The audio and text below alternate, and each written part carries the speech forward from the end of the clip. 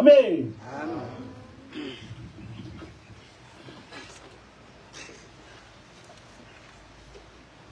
Isihloko salenkonzo sithi sinoNkulunkulu oyedwa, nebandla elilodwa, sinomthetho sisekelo wasezulwini owodwa. SinoNkulunkulu oyedwa, sinebandla elilodwa, sinomthetho sisekelo wasezulwini owodwa. Ngomnye unyaka sisemhlanganweni efolweni, inkosi inyanga yezulu ishumayela yathi, ngithole izincwadi engizithunyelwa ngamaSulumane. Ekuzifundeni lezi zincwadi ngathola ukuthi zigxeka uJesu.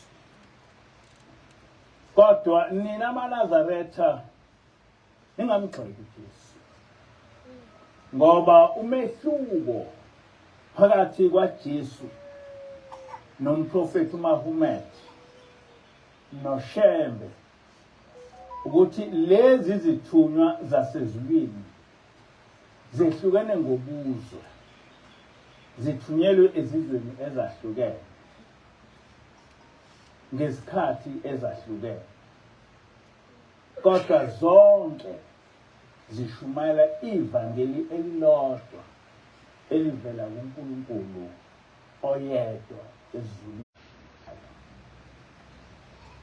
Ukuba amaKristu namaNazaretha bonke bahamba ngokwezimiso zikaJehova, ngabe ayikho into esehlukanisayo.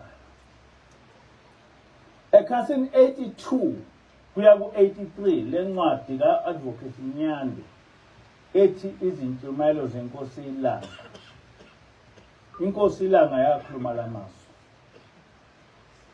Ngikhuluma ukuthi uma kwangadingeki lutho ekukholweni, uNkulunkulu wayengeke athumele uShembe lapha ezweni. Ayekhona amakholwa aseMelika, kodwa uma uNkulunkulu ethuma uShembe emhlabeni, wamthuma kuleli lizwe labafundisi bezenkolo. Akamthumanga le emahlane lapha kungekho khona abafundisi. Uma uNkulunkulu wayengasoli lutho ekukhonzeni kwethu kulezi zinkonzo, uShembe ezimendulelayo wayezomthumela kwezinye izindawo ezingazona ezamaweseli, amaRoma, amasheshi namaLuthela, izinkonzo ezihlakaniphile. Wamthuma kuzo, kodwa akashongo ukuthi afike awuchithe umsebenzi wazo. Wathi akazogcwalisa. Wathi hamba uyogcwalisa imisebenzi yalamasonto akhona, ngoba awasahambi ngendlela yami. Amen. Kungaba nombuzo kumaKristu ukuthi imuphi umsebenzi kaNkulunkulu amaKristu abe engasawenzi, nokwenza uNkulunkulu athume uShembe ukuba ezogcwalisa. Sesichaze kaningi ukuthi uNkulunkulu wathuma uYeshua owabe engowesizwe samaHebheru emhlabeni. Lo Yeshua emva kwesikhathi amaRoma amjika abesethi igama lakhe uJesu. Kodwa ukushintsha kwegama likaYeshua abe nguJesu akusho lutho olutheni ezulwini, uma nje sihamba ngokwezimiso zikaJehova. Pho yini eyayingenza uNkulunkulu athume uShembe ukuvuselela ivangeli likaJesu? Kungenxa yokuthi emva kwaJesu abezizwe bayichitha inkolo kaJehova owayiletha kithi ngoMose. Ku-Exodus 20 verse 5 to 6 uJehova uthi, ungazikhothameli izithombe, ungazikhonzi, ngokuba mina Jehova uNkulunkulu wakho nginguNkulunkulu onomhawu, ngihambela ububi bawuyise kubantwana, kuso isizukulwane sesithathu nesesine sabakuzondayo. Kepha ngibenzela umusa bayizinkulungwane balabo abangithandayo bagcine imiyalo yami. Ingqikithi yesimo sokukholwa ukugcina umthetho kaNkulunkulu. Ngiyaphinda lokho. Ingqikithi yesimo sokukholwa kuJehova ukugcina imithetho kaNkulunkulu. Uma ugcina imithetho kaNkulunkulu uba ngumntwana kaNkulunkulu. Kepha uma umelene nomthetho kaNkulunkulu uba isitha sikaNkulunkulu. Kanti amaKristu amelene yini nomthetho kaNkulunkulu esawulethelwa nguMose. Ngokomlando nangokwenza ubuKristu kuyinkolo eyisitha senkolo kaJehova. Sesikuvezeka kaningi ukuthi uConstantine ongumsunguli wobuKristu waba nemithetho ebizwa ngokuthi ngama-creeds ngawo owayeqeda inqubo yokukholwa kwenkolo kaJehova. Ngenxa yokuthi iRoman Empire iyona eyayiphethe umhlaba wonke, ngaleso sikhathi ayizange ikufihle ukuthi imelene nenkolo kaJehova. Kodwa emva kwesikhathi iRoman Empire yawa, kwathatha eminye imibuso. Usuwile umbuso wamaRoma, kodwa amaRoma akulwela ukuthi le nkolo yabo ingapheli. AmaRoma abuse ngayo umhlaba wonke njengoba namanje kwenzeka. Noma ibandla lagcina selihlukene sekunama-Protestant, kodwa nawo aqhuba ngokwezimfundiso zebandla lamaRoma. Ngakho-ke esikhundleni sokuchitha inkolo kaMose ngama-creeds, le nqubo yokukholwa bayichitha ngokubhala iTestamente Elisha. Bahlanezela ngisho iTestamente Elidala. Ngokuhlakanezela imibhalo yeTestamente Elidala, abezizwe bakwazi ukukhohlisa amakholwa ngokuthi ukuchithwa komthetho kaJehova kususelwa kwezimfundiso zabaprofeti beTestamente Elidala. AmaRoma abe esakha uPaul Mbumbulu osengathi uShawuli wamaJuda. Ngezimfundiso zakhe base bayayiqeda inkolo kaJehova. Ngokubhala iTestamente Elisha, AmaRoma abanethuba lokuthi inkolo bayenze iqhutshwe ngendlela abafuna ngayo. Ekugcineni the Bible was canonized, langcoliswa. Kwase kuthiwa iyincwadi engcwele ephefumulelwe ngumoya kaNkulunkulu. Ukuyiphikisa is blasphemous. Kodwa lesi isikhathi sokubhekana namaqiniso njengoba enjalo. Singakhohlisani futhi singakhohliseki. Ngoba sesiqala unyaka lapho uNkulunkulu inkolo yakhe izoquliswa nguye uqobo. Ukuze sonke okwamanje sikhulume ulimi olulodwa, sizoke sikhohlwe ukuthi igama lendodana kaNkulunkulu nguYeshua, kodwa siyibize ngoJesu.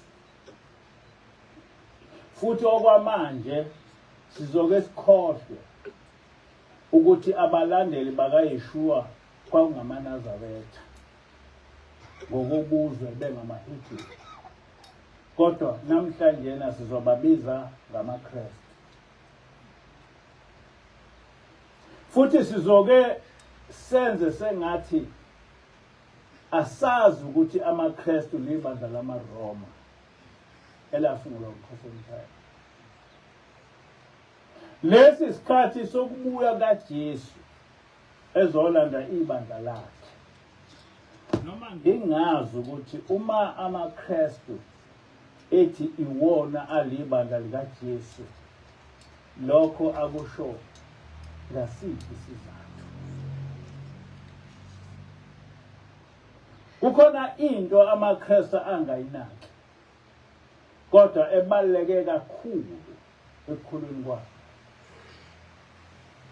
Omunye umbhali wathi akufanele amaKristu azibize ngokuthi angamaKristu, ngoba ngokukholwa akalandeli uJesu Kristu, kodwa alandela uPawulu onezimfundiso ezimphikisayo uJesu. Uthi-ke lo mbhali amaKristu kufanele azibize ngokuthi angamaPaulian, hayi amaChristian. UYeshua owagcina esenguJesu wahamba emhlabeni ngo-33 AD engaphansi kwenkolo kaMose, ahamba ngokwezimiso zikaJehova. Uma ufunda izinhlumelo zikaJesu kanye nencwadi yezenzo, imfundisonkolo kaJesu igcizelela ukugcinwa kwemithetho kaMose noma kaNkulunkulu. Ukuba amaKristu angaphansi kwenkolo kaJesu, isisekelo senkolo yabo ngabe nguMathewu 5 verse 17 to 19, lapho uJesu ethi ningasho ukuthi ngizochitha umthetho kaMose nezimfundiso zabaprofeti. Le nkulumo ingubufakazi obuqondile bokuthi uJesu wayefundisa inkolo kaMose. Uyaqhubeka uJesu uthi angizelanga ukuzochitha, kodwa ngizogcwalisa. Usiyachaza-ke uJesu ukuthi umthetho kaMose uzowugcwalisa kanjani kulokhu ongacaciswanga nguMose nabaprofeti. Uthi-ke uJesu, ngiqinisile ngithi kodlula izulu nomhlaba, kodwa akusoze kwedlula nalinye igama nesicashana sinye somthetho. Akusiyo imfundiso kaMose ukuthi umthetho umi ngunaphakade, kodwa lowo ngumyalo kaJesu. Kuyaxaka-ke uma abantu abathi balibandla likaJesu sekuyibona abachitha umyalo kaJesu othi asigcine umthetho kaMose. AmaKristu kumele aqonde ukuthi ngumyalo kaJesu ukuthi umthetho kaMose umi ngunaphakade. Ngumyalo kaJesu, hayi kaMose. Uyaqhubeka uJesu uthi, ngakho-ke oweqa owodwa kule myalo afundisa abantu kanjalo uyakuthiwa mncinyane embusweni wezulu, kepha oyigcinayo ayifundise uyakuthiwa mkhulu embusweni wezulu. Amen. Lo myalo othi uma weqa umthetho kaMose ubuye ufundisa abantu ukuthi abeqe umthetho kaMose, uma ukuthi abeqa umthetho kaMose ngeke ulibone izulu, ngumyalo wakhe uJesu. NguJesu owathi uma weqa umthetho kaMose futhi ufundisa abantu ukuthi abeqe umthetho kaMose ngeke ungene ezulwini. Washo uJesu, akusho wena uMose. Ngakho-ke imfundiso eku-New Testament manje ungaba umlandeli kanjani kaJesu kodwa uphikisana nomyalo wakhe. Uma ungawugcini umyalo kaJesu, pho usho kanjani ukuthi nawe uhlangene nebandla likaJesu ozobuya ezulwini ezolala? Kanjani? Ngoba awuhambisani nezimfundiso zikaJesu. Ngabe imfundiso ephikisa umthetho kaMose siyifundiswe nguJesu? Cha.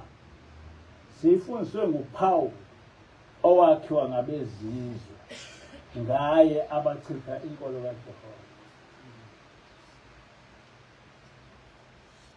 ngakho akuwakho umqondo ukuthi umuntu ongayigcini imiyalo kaJesu bese ethi nguyena ongumlandeli kaJesu ngoba nje ehlale ebiza igama lakhe.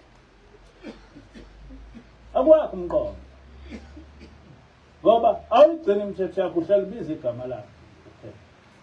Njengamakhola asendulo nawe uJesu umlandela ngezindebe zomlomo kodwa inhliziyo yakho ikude.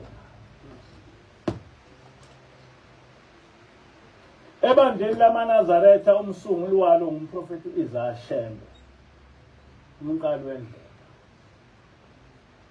Konke ukukholwa kumNazaretha isisekelo sakho uverse 3 kumthandazo weSabatha uthi mesabeni uJehova zukulwane ngezizukulwane nigcine imithetho yakhe owanilobela yona uJehova ngenceku yakhe uMose ukuze kudumisa kwenu kwamukeleke kuThixo Inkosi. Kodwa njengamanje sekunamaNazaretha asemhlubukile umprofeti athi wona inkolo yawo yakhelwe phezu kwamasiko akwaZulu. Ngaleyo ndlela ke akasahambisani nezimfundiso zomprofeti ezithi isisekelo sokuNazaretha ngomthetho kaJehova owawushiya uMose.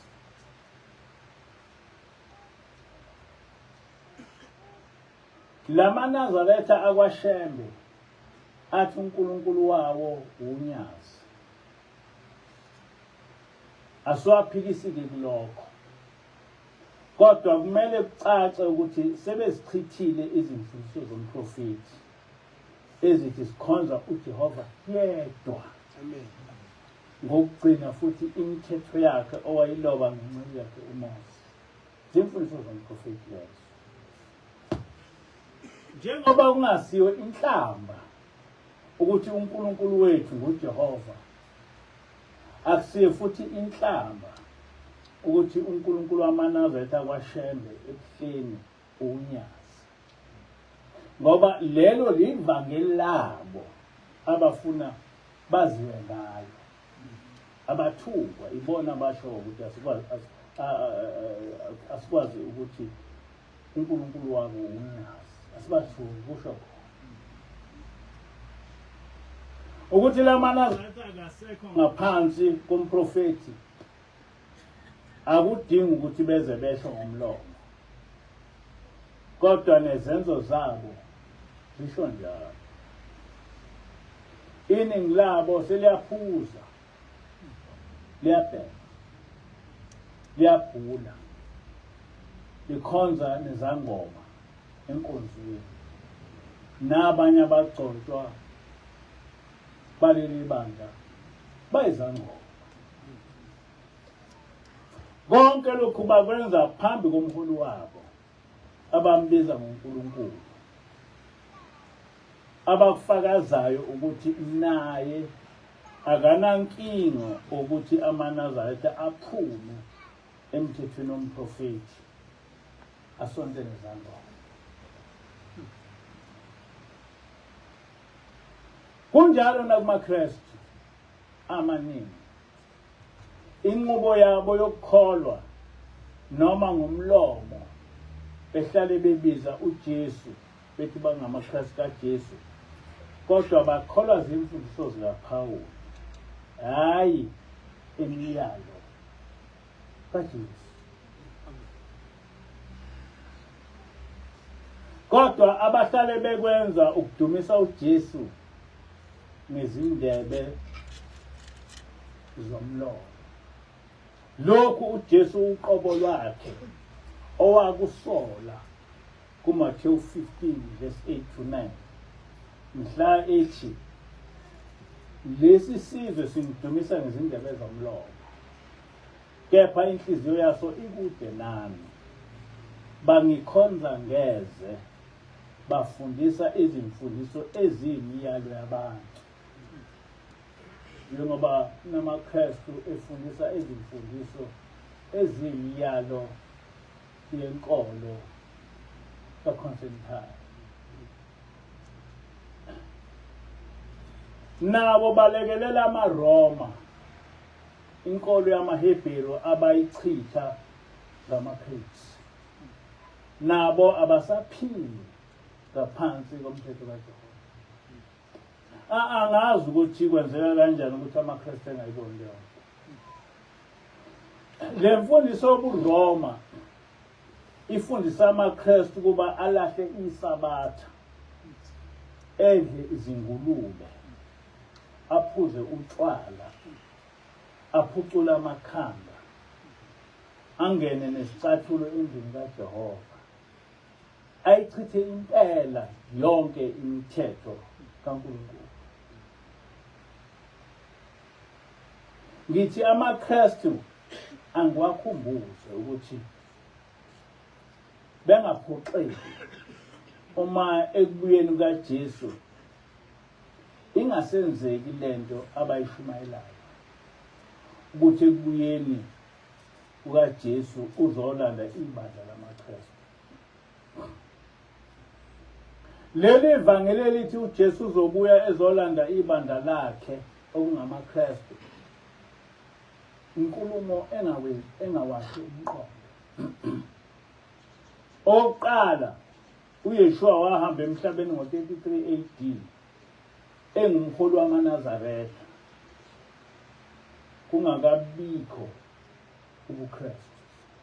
I don't know whether amaKristu akwazi, because this is a historical fact. Kodwa abasunguli bobuKristu nguConstantine, lokho owakwenza ngo-325 AD, uYeshua ehamba emhlabeni ngo-33 AD. Ngakho-ke ukufundisa ilumbo, ngakho-ke kungufundisa ilumbo ukuthi uJesu noYeshua ngumuntu oyedwa. uYeshua owahamba ngo-33 AD kwakungumuntu omnyama. uJesu oqhamuke namaKristu ngumlungu.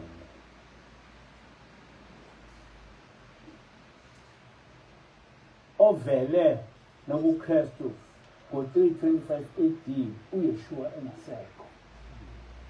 Black people must understand that, because it's a historical fact. Kaloku sifundiswa ngento ezididi. uJesu wayefundisa ngomthetho kaMose nezimfundiso zabaprofeti. Kodwa enkolweni yobuKristu amaRoma awuchitha umthetho kaJehova. But black people don't see that. iNew Testament ngobuqili ibhalwe ngendlela ukuthi ucabange ukuthi ubuKristu buhlangene noYeshua esimbiza amaJesu.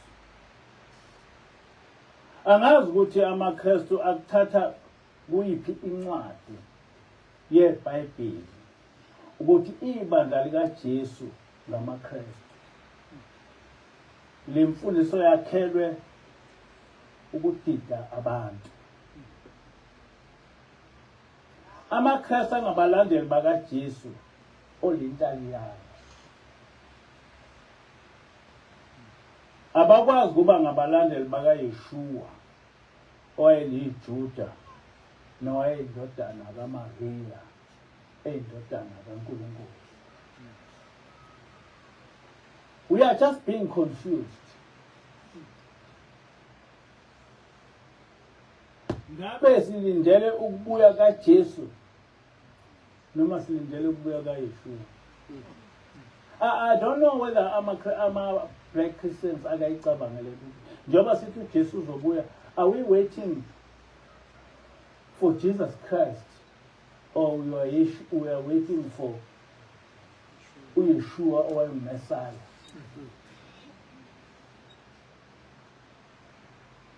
Sengathi kunokukhulu ukudideka kwabaningi ngenxa yokufunzwa ngabezizwe izimfundisweni.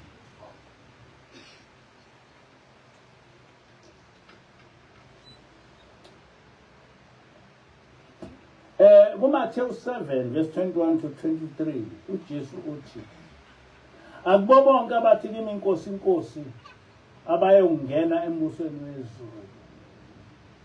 Ngiyakuzwa lokho. Asibona abathi Nkosi Nkosi abaya kungena embusweni wezulu. Kodwa kuphela ilowo owenza intando kaBaba usezulwini. Kuphela ilowo ogcina umthetho kaNkulunkulu. Abaningi bayothi kimi ngalolo usuku, Nkosi Nkosi, asiprofethanga yini ngegama lakho? Sakhipha amadimoni ngegama lakho? Senza imisebenzi eminingi yamandla ngegama lakho na? Khona ngiyakubatshela ukuthi angizange nginazi. Sukani kimi nina bemvubukulo. Yonke inkolo iseBhayibhelini. Le nkulumo kaJesu ngokwami iyona ecacisa kahle ukuthi kunakho konke okunye ukukholwa okungenisa umuntu ezulwini ukugcina umthetho kaNkulunkulu. It's biblical. Manje uma wena ungaphili ngaphansi komyalo kaJesu othi gcina umthetho kaMose, yini eyenza ucabange ukuthi ungomunye wabalandeli bebandla likaJesu? Ukusho ngani lokho? Noma ukusho ngomlomo? Umbuzo okufanele uzibuze wona ngothi yini engenza ukuthi uma ngifika phambi kaJesu athi angikwazi suka kimi mvubukulo? Yini eyokwenza ukuthi uJesu esho njalo kubo? Iyokusho ngoba ngawugcina umthetho kaNkulunkulu. Into engenza lokho ukuthi awuphili ngaphansi komthetho kaJehova owasilowela wona ngenceku yakhe uMose. Kusho yena uJesu. Yikho uthi ulikholwa kodwa ube udla ingulube. Ungaligcini isabatha. Wakwambona umuntu ongaphansi kwenkolo kaJehova edla ingulube. Awusabukeli nakuma-Muslims nakumaJuda amhlophe. Baba umuntu nje olandela inkolo kaJehova akayidli ingulube, noma abe ungumMuslims noma abe ungumJuda. Abantu abadla ingulube abantu abalandela inkolo yakhiwa ngabantu. Njengoba sesisesikhathini sokwahluleka, mhla ufika phambi kwaJesu bese uthola umbuzo othi awuligcini ngani isabatha? Uyidlelani ingulube? Ukundeleni? Uyelani kobhula ezangomeni? Usontelani nezangoma? Impendulo yakho iyothini ezulwini? What is your answer? When you come before Jesus Christ and he asks these questions, what is your answer? uNkulunkulu mhla efika kokhokho bethu, ayikho enye into owathi somkhonza ngokuyenza ngaphandle kokuthi siyohamba ngokwezimiso zakhe. Namanje kusenjalo. uNkulunkulu akaze awakhe amabandla noma izinkolo, kodwa konke lokhu kwavela muva. Kodwa futhi uNkulunkulu akaze asho ukuthi ukuba nenye inkolo noma ibandla kuyisono kuye. Asikho isono esinjalo. Kodwa uNkulunkulu ofike akubuke ukuthi lapho amakholwa ehlangene khona adumisa yena yini uJehova, okungukuhamba ngokwezimiso zakhe. That's what all God is interested in. Uma ifika nje phakathi kwamakholwa ukuthi badumisa abantu. Ngoba uNkulunkulu ufuna ukuthi kudunyiswa yena. Ithi ingilosi kimi, ezwini uyakhethwa ukuba isisebenzi sikaNkulunkulu. Kodwa uma abantu ungabafundisi izwi likaNkulunkulu, ugcina ngokulahla. Kodwa noma umuntu engathunywanga uNkulunkulu, kepha uma egcina umthetho kaNkulunkulu futhi efundisa abantu ukugcina umthetho kaNkulunkulu, uba yindla lifa lasezulwini. Kwakungilosi ukuthi i-criterion is not ukuthi you are appointed or not, you are not appointed. I-criterion iyastik ukuthi uyawenza umsebenzi kaNkulunkulu, uyawugcina nomthetho kaNkulunkulu, uyabafundisa nabantu ukuthi abagcine umthetho kaNkulunkulu. Ngakho-ke ungaqhoshi ngenkolo noma ngebandla lakho, kodwa zibuze ukuthi uyahamba yini ngokwezimiso zikaNkulunkulu. Ngeke sahlulelwe ngokwamabandla kumbe ngokwezinkolo zethu, kodwa ngabanye sokwehlulela ngokwemisebenzi yethu. Uma ilizwi lithi bonke ongqingili ababuyele nganxanye, ngeke kubuzwe ibandla nenkolo ungqingili okuyo. Kodwa ngobungqingili senilibandla elilodwa lasekulahleni. Makuthiwa nje ongqingili ababuyele ngapha, noma ngabe ngumKristu noma umNazaretha noma kuphi, uyobuyela ebandleni longqingili. Ibandla lakhe ibandla longqingili. Uma lithi ilizwi bonke abangaligcinisa bathi ababuyele nganxanye, akho bandla oyobuzwa lona, kodwa uyotshelwa nguye uJesu ukuthi wamkhonza ngezindebe zomlomo, kodwa walandela imiyalo yabantu. Kwisambulo 21 verse 6 to 8 uNkulunkulu ukhuluma kanje: sekwenzekile ngingu-Alpha no-Omega, ukuqala nokugcina.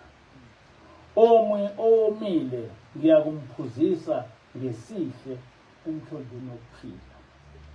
Onqobayo uyakulidla ifa lalezo zinto, futhi ngiyakuba uNkulunkulu kuye, yena abe indodana yami. Kepha amagwala nabangakholwa, nabanengayo, nababulali nesifebe, nabathakathi, nabakhonza izithombe, nabo bonke abaqamba amanga, isabelo sabo siyakuba sechibini elivutha umlilo nesibaluli, okungukufa kwesibili. Amen. Lama vese ayasicacisela ukuthi ngeke wehlulelwe ngokwamabandla nangokwezinkolo, kodwa uyokwehlulela ngokwemisebenzi yakho. Lapha kubala imisebenzi. Ngakho-ke esikhundleni sokuthi ngingumKristu, ngingumNazaretha, ngingumMoslems, buka imisebenzi yakho ezokwenza uNkulunkulu athi indodana yakho. kuDeuteronomy 12, kuDeuteronomy 10 verse 12 to 13 uMose uthi, manje-ke Israyeli, uJehova uNkulunkulu wakho ufunani kuwe? Ufuna ukuba umesabe uJehova uNkulunkulu wakho, uhambe ngezindlela zakhe zonke, umthande, umkhonze ngayo yonke inhliziyo yakho nangawo wonke umphefumulo wakho, ugcine imiyalo kaJehova nezimiso zakhe engakuyala ngakho ngalolu suku, ukuba kube kuhle kuwe Amen. That is what Jehovah wants. That's what God wants. Njengoba sihlale sikugcizelela lokhu, lapha asakhulumi ngesimo ozobhekana naso ekufeni kwakho, ngoba ukwahlulelwa into ezokwenzeka sisaphila. Izimpawu zesikhathi sokwahlulelwa nokufika kwendodana yomuntu sezikhona. Kuzokwenzeka sonke singafile, kodwa sibuka. Sizobona-ke ukuthi ubani onitshela iqiniso ngokukholwa okwamukelekile ezulwini, nangokuthi sokwahlulelwa kanjani. Ngoba phela lezi zinto ayisezokwenzeka usufile, zizokwenza sibuka sonke. uMose noJesu babhala phansi ukuthi ukukholwa kuNkulunkulu kungugcina umthetho wakhe. Manje wena uyichitha ngaliphi igunya umthetho kaNkulunkulu? Ucabanga ukuthi ezulwini uzongeniswa ukudumisa uJesu ngezindebe zomlomo, kodwa uyichitha imithetho yakhe? Zoke sibone ngoba okuningi kuzokwenzeka sisaphila.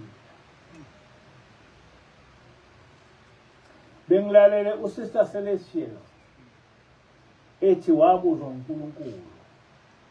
Uthi-ke uSister Celestial,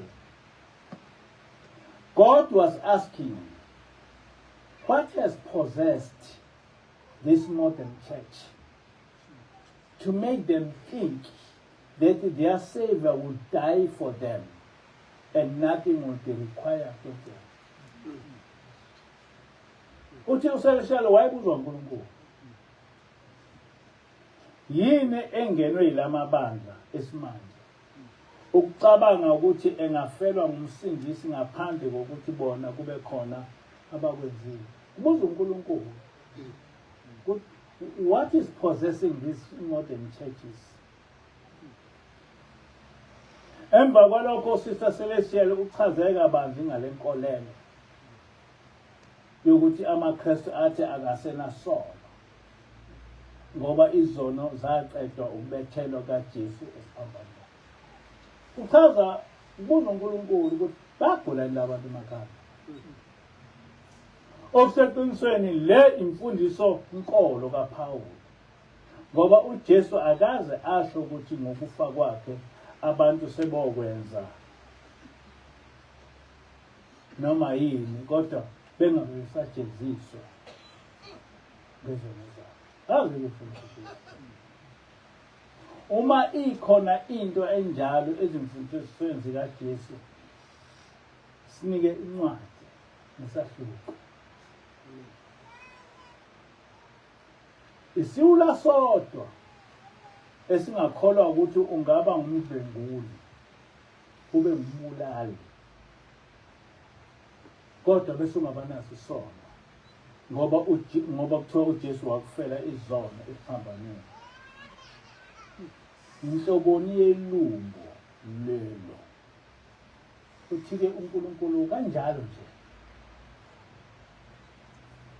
Kubuza uNkulunkulu,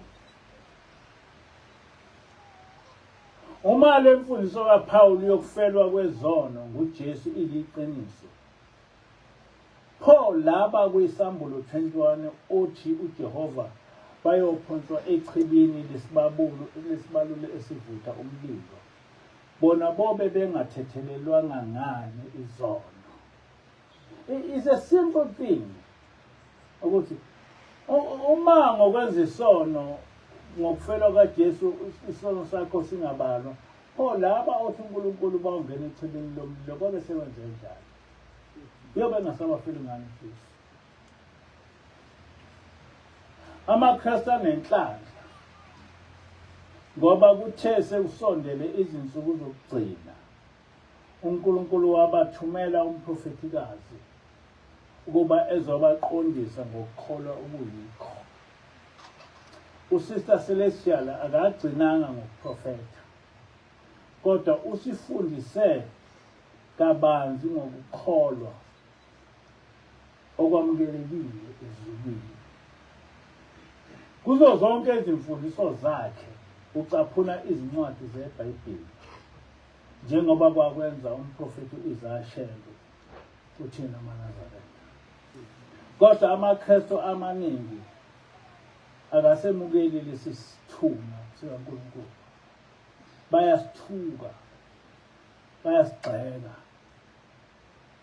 basho yonke into embi ngaso. Thina sinoNkulunkulu oyedwa, ibandla elilodwa, nomthetho-sisekelo wasezulwini owodwa. Akwazi-ke ukuthi kuzothi abanye bengayimukeli imiyalo kaJesu noShembe ngokugcina umthetho kaNkulunkulu, bese sonke sehlulela ngokufana nabahlubuki. Ngeke kwenzeke lokho. Kunjengoba ngigcina umthetho kaNkulunkulu nje senze kwehlulela kanye nabantu abangabahlubuki. It can't happen. God is fair. God is just. You don't get what you do not deserve as a leader. Sizoke sibone ukuthi uJesu uzofika alande liphi ibandla phakathi kwalabo abemukela izimfundiso zikaSister Celestial ngokugcina umthetho kaNkulunkulu nalabo abahlale bemhlasela bethi bona bangena ezulwini ngomsakaThesi. Nasebandleni lamaNazaretha, ibandla lakaShembe ebuhleni senoNkulunkulu walo unyazi. Sizoke sibone ukuthi kulezi zinsuku zokugcina lo nkulunkulu olunyazo uzobangenisa kuliphi izulu abalandeli bakhe. Lesi isikhathi sokuba isihlungu sizihlungu. Inkosi busise izwi.